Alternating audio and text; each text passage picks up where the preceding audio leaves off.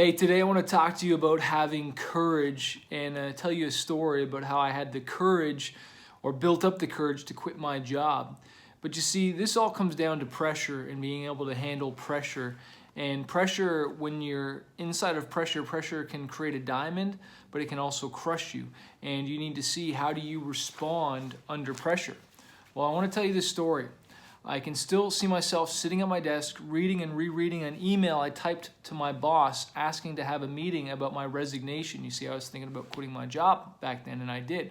And maybe some of you have lost your jobs right now, and so you're trying to figure things out. So I hope this inspires you.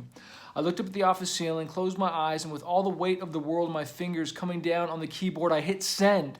When it came time to quit my job, it took a different kind of courage. I was in my early 20s working as a network engineer, aka computer nerd, making around 70,000 Canadian a year, which is probably what, like 50, 60 US. With a comfy office and full benefits, I was still living at home at that time, so I wasn't worrying about rent. I had already started a music career by then, so on the weekends and most weeknights I performed, and by day I'd work with my computers and daydream about playing music full time until it became a daily habit.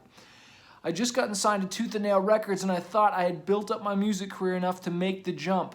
According to plan, I had gone from working 5 days a week to 4 to 3 and so on, taking off Mondays and Fridays to play shows. You see, I actually remember asking my boss if I could have Fridays off so that I could, do music full time. And I was scared out of my mind to ask him that. But this is the question, or the thing you want to ask yourself, like, what if the person actually says yes? Maybe there's somebody you need to reach out to, or there's something you want to do, but fear is holding you back, and so you're not doing it. Fear was holding me back. I wanted to go to 4 days a week for a long time, but I finally built up enough courage to do it. And that's why courage isn't the absence of fear. Courage is the willingness to act despite the fear. I'm reading out of my book, Fighter, 5 Keys to Conquering Fear. If you want to get a copy of this, just click the link below this video. You can get the ebook, the audiobook. Finally, I recognized a leave of absence from my job to go on tour for a month.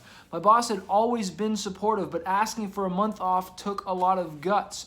My cash flow fluctuated as I whittled down my working days and funneled money into my music. I didn't know how I was going to pay the bills. I thought, what happens if nobody likes my music? Am I ever going to be good enough? What if I quit, fail, and they won't give me my job back?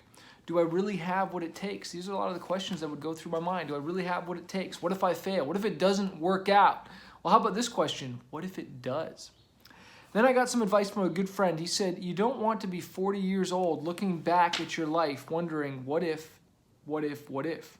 What if you never quit that job? What if you never called that girl? What if you never went to college? What if, what if, what if? And I'm 40 years old right now as I read this, so that's kind of ironic. I worked out my income quickly on a piece of paper and called my lawyer asking him how much I would need to make it work. I would have to start touring full time. Then I called my manager and told him my monthly budget and the amount of income I needed to cover my bills. He said, okay, cool. I was so green back then, I had no idea how cutthroat and unforgiving the music industry was.